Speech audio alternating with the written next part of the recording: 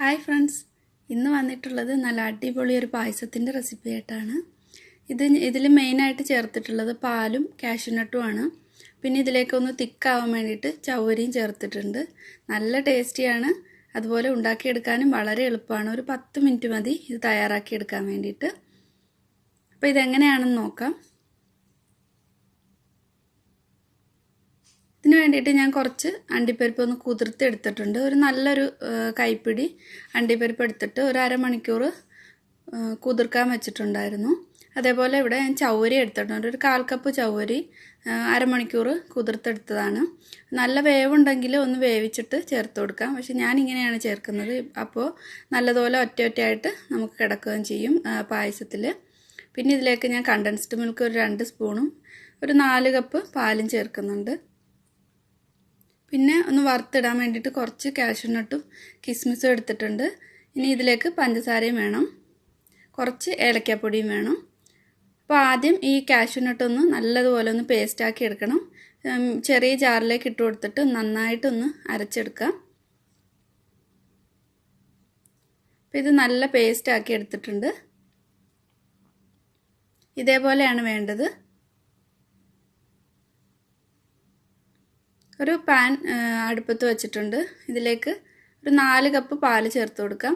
ഞാനിത് മെഷറിംഗ് കപ്പല്ല എടുത്തിട്ടുള്ളത്, നമ്മൾ ചായയൊക്കെ കുടിക്കുന്ന ആ കപ്പാണ് എടുത്തിട്ടുള്ളത്.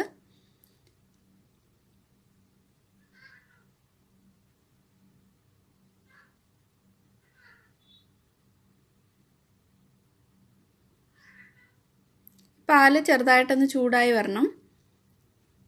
ഇടയ്ക്ക് ഇതൊന്ന് ഇളക്കി കൊടുക്കണം.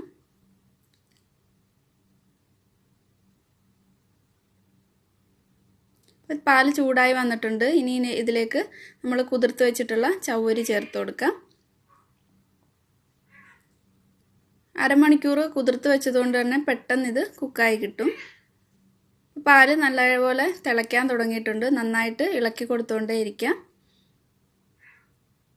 ഇനി ഇതിലേക്ക് ഞാൻ 2 ടേബിൾ സ്പൂൺ കണ്ടൻസ്ഡ് മിൽക്കാണ് ചേർക്കുന്നത്. ഒരുപാടൊന്നും ചേർക്കുന്നില്ല. ഒരു ചെറിയൊരു ടേസ്റ്റ് കിട്ടാൻ വേണ്ടിയിട്ട് 2 ടേബിൾ സ്പൂൺ ചേർക്കുന്നുണ്ട്.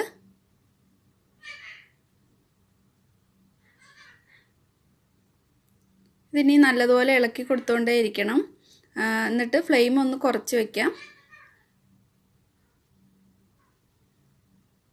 എപ്പോഴും നമ്മൾ പായസം തയ്യാറാക്കുമ്പോൾ ഇത് ഇളക്കി കൊടുത്തുകൊണ്ടേ ഇരിക്കണം. അതാണ് പായസത്തിന് ഒരു നല്ല ടേസ്റ്റ് കിട്ടുന്നത്.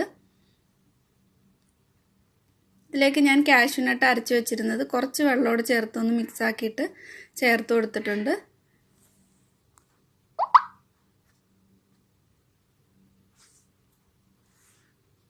ഇതിലേക്ക് ഇനി ആവശ്യത്തിന് പഞ്ചസാര ചേർക്കാം. ഞാൻ ആദ്യം ഒരു 5 ടേബിൾ സ്പൂൺ പഞ്ചസാര ചേർക്കുന്നുണ്ട്.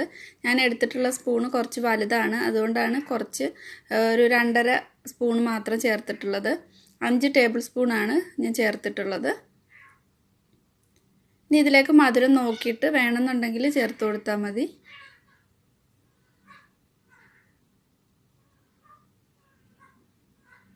നല്ല തിക്കായി വരുന്നത് വരെ ഇതേപോലെ ഒന്ന് ഇളക്കി കൊടുക്കുക. ഒരുപാട് തിക്കാവണ്ട, എന്നാലും കുറച്ചൊന്ന് തിക്കായി കിട്ടണം. അതുപോലെ ഇതിലേക്ക് ചേർത്തിട്ടുള്ള ചവ്വരി ഒന്ന് നല്ലതുപോലെ വെന്ത് കിട്ടണം. ഇതിലേക്ക് പഞ്ചസാര കുറവായതുകൊണ്ട് ഞാൻ ഒരു സ്പൂൺ കൂടി, അതായത് 2 ടേബിൾ സ്പൂൺ കൂടി ചേർത്തിട്ടുണ്ട്. മൊത്തം 7 ടേബിൾ സ്പൂണാണ് ചേർത്തിട്ടുള്ളത്. അപ്പോൾ ഇത് നല്ലതുപോലെ ഒന്ന് കുറുകി വന്നിട്ടുണ്ട്. കാഷ്യൂനട്ടും അതുപോലെ ചവ്വരിയും ചേർത്തിട്ടുള്ളത് കൊണ്ട് തന്നെ നല്ലതുപോലെ പെട്ടെന്ന് തന്നെ ഇത് കുറുകി കിട്ടും.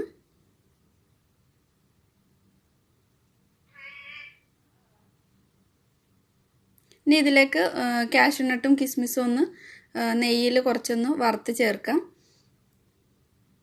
ഫ്ലെയിം ലോയിലേക്ക് ആക്കി വെക്കണം. പാല് പെട്ടെന്ന് തന്നെ തിളച്ച് പോവും. ഞാൻ 1 സ്പൂണ് നെയ്യ് ഇട്ട് കൊടുത്തിട്ടുണ്ട് ഒരു പാനിലേക്ക്. ഇതിലേക്ക് ഇനി കാഷ്യൂനട്ടും കിസ്മിസും ചേർത്തിട്ട് ഒന്ന് വറുത്തെടുക്കാം.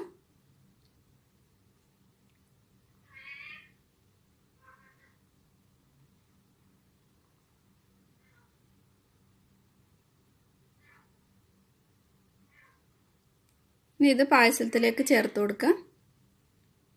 ഇതിലേക്ക് ഇനി ഏലക്കാപ്പൊടി ചേർക്കുന്നുണ്ട്. ഒരു 1/2 ടീസ്പൂണൊക്കെ ചേർക്കുന്നുണ്ട്.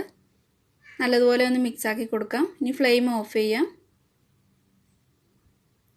ഇതിനി ചൂട് വെച്ച് കഴിയുമ്പോൾ ഒന്നുകൂടി തിക്കായി കിട്ടും. അപ്പോൾ നല്ല ടേസ്റ്റി ആയിട്ടുള്ള ഒരു പായസമാണ്. അതുപോലെ വളരെ വേഗം തന്നെ തയ്യാറാക്കി എടുക്കാം. എല്ലാവരും ട്രൈ ചെയ്ത് നോക്കുക. ഒരു വട്ടം ഒന്ന് ട്രൈ ചെയ്ത് നോക്കുക. അപ്പോൾ ടേസ്റ്റ് മനസ്സിലാവും. നല്ല ടേസ്റ്റാണ്. വീഡിയോ ഇഷ്ടപ്പെടുന്നെങ്കിൽ ലൈക്ക് ചെയ്യാൻ മറക്കണ്ട. സബ്സ്ക്രൈബ് ചെയ്തിട്ടില്ലാത്തവർ സബ്സ്ക്രൈബ് ചെയ്യാനും ഷെയർ ചെയ്യാനും ഒന്നും മറക്കരുത്. താങ്ക്